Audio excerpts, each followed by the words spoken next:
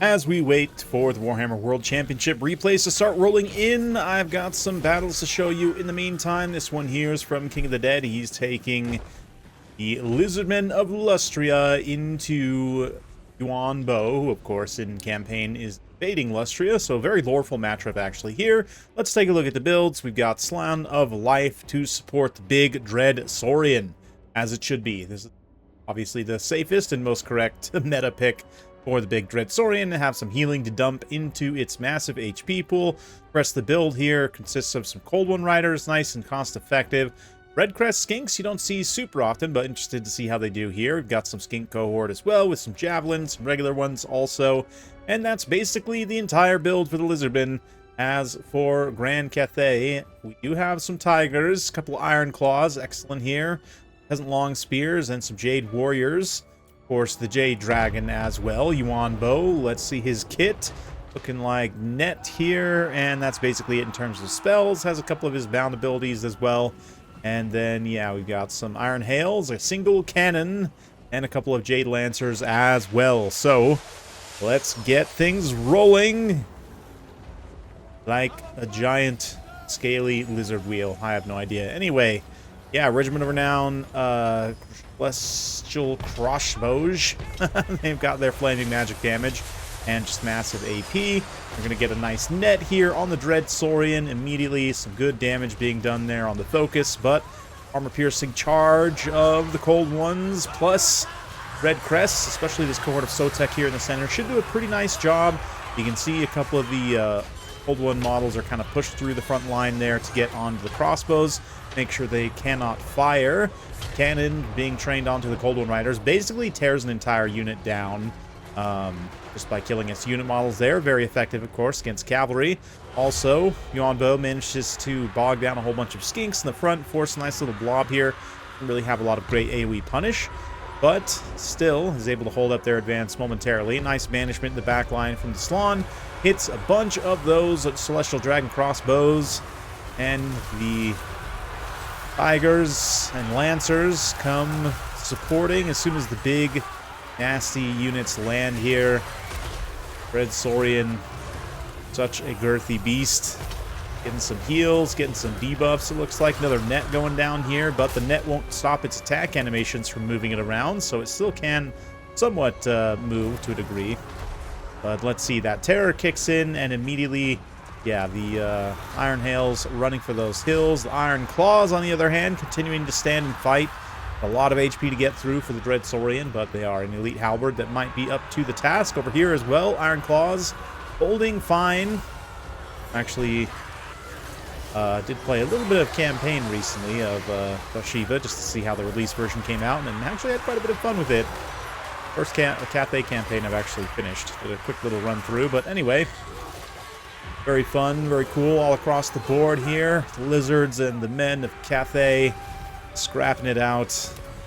It's littering the field with bodies here, but a pretty even fight, honestly, for the most part. Both players still having a pretty good chance to win. Lizardmen falling a little bit behind on the balance of power, but still have their power units alive and plenty of healing available, so let's see how they can do. It really is going to come down to some leadership here, starting to break, actually, some of these Jade Warriors in the front line, but also some of the Skinks having leadership issues at the same time, so it certainly is anyone's game here. But let's see, both the Slan and Red Saurian are getting pretty low. Got to be careful not to get assassinated by the Executioner trait of Yuan Bo here. Yeah, has that Emperor's Executioner in particular that will execute a Lord below 20% HP, so Slan's got to be super careful not to get nuked by that. Still a lot of healing left to put down. Flesh to Stone, nicely done. Some physical resistance will help shrug off quite a bit of damage here as well. There aren't too many units that actually have magic damage besides, what, Yuan Bo himself, the Grace, the Regiment Round crossbows here.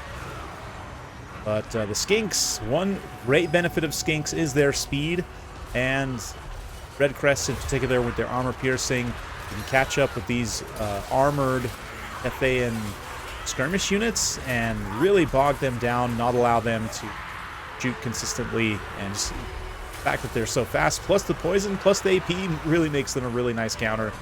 That being said, Iron Claws are holding very valiantly in the front line, taking some pretty significant losses, but being supported very well by Yuan Bo here.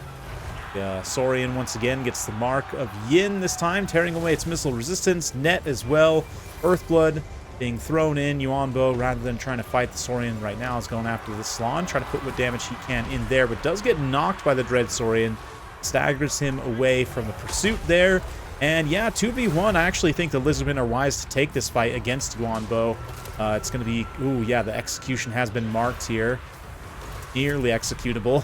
The Dread Saurian is, so got to be careful there. But the 2v1 proving effective so far. Yuan's leadership pretty quickly drops as he takes a couple of massive hits from the Dread Saurian. That is going to be potentially very dangerous. Other than that, Cathay looks to be somewhat in the driver's seat throughout the rest of the battlefield. Iron Hails coming back from route are going to get run down by those skinks.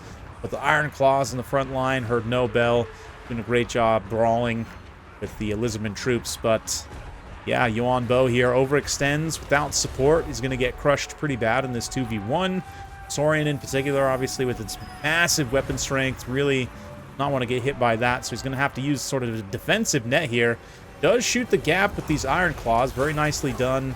Bypasses whatever remaining Lizardmen infantry. Going to try and get them in, use their anti-large to get a little bit more health off the Dread Saurian. But when you're putting in just chip damage like this, it's a little bit tricky. You know, still plenty of healing, no doubt, for the Slan, as long as it can stay alive. So you don't really have the burst damage to be able to get through that remaining, what, 4,000 plus HP on the Dread Saurian. And as a result, the Iron Claws kind of just get overwhelmed here by hundreds of skinks.